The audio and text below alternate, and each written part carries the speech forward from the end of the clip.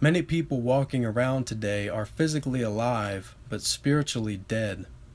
They have lost the connection to the prime initiative God gave us. The whore churches, the mainstream media, popular culture, all of the sellouts and their followers worshiping and idolizing false prophets. They are living on the ashes of what great men and women built. And I don't blame these newer generations for being such fools themselves, because they have been raised and deceived by the television. Within years of the TV first being introduced, families no longer sat around the dinner table and shared stories and experiences they've had, the heritage they share, or mistakes that they've learned from. Suddenly we had a new friend, the television. This new technology became our family, became our leader that we would gather around and heed to on a daily basis. The wreckage is now being seen profoundly and at an unprecedented rate 70 years later. In my opinion, when the Antichrist comes, which is just an allegory for the ultimate evil in this world, it will be marveled at for all it can do, all of the answers it will give, all the predictions it will make, as well as promises. But most people won't even realize that they've been tied into this artificial intelligence for decades, feeding it all your thoughts, your hopes and dreams, everything you did on a daily basis, building it up, making it your God via the smartphone, the TV, the computer, and all the other devices connected to the Internet of Things.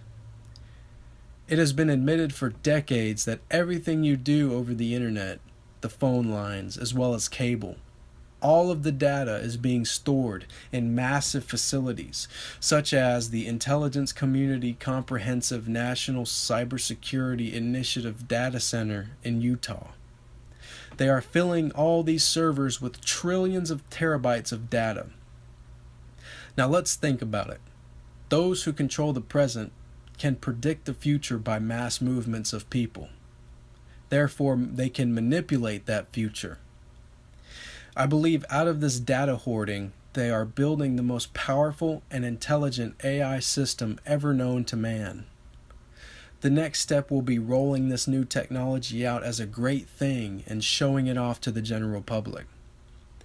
This AI will promise you many things, such as life extension, power, beauty, and fulfillment, in return for linking your brain as well as your entire being to its great matrix. Then, once you opt into this system, it will show you its true colors, the true evil it possesses. But by then, it will be too late. Let's look at the present time. World government, electromagnetic torture, genetic engineering, blasphemies upon blasphemies already upon this earth. Of course, the whore churches, the mainstream media, and all the false prophets won't say a word. Next, there will be propaganda for the computer chip that they want to implant inside of us in order to buy and sell, as well as travel. People will think, wow, this will be so convenient. But in reality, it will be the start of this AI takeover. Just look at what they're already promoting today. Genderless people, as well as homosexuality, is now part of the norm. The reason this is a problem is because it's now being pushed on our children as well as general public in order to try and depopulate the earth, a soft eugenics of sort of our species. Many men and many women have wrote about this coming takeover, such as John P. Holdren and Ecoscience. Whether you have faith in God or not, realize that God foredordained that you would be warned and you would be told the entire enemy plan, with men having visions 2,000, 3,000 plus years ago to warn you of the enemy attack long before it ever arrived. And yet you brush it aside as if it's a joke, when it is an absolute space-time transmission of warning. But God steps back because you've got free will. A lot of you will use that free will to ignite the destruction of your soul if you haven't already.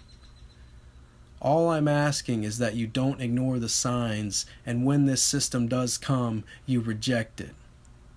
Thank you for listening, and God bless.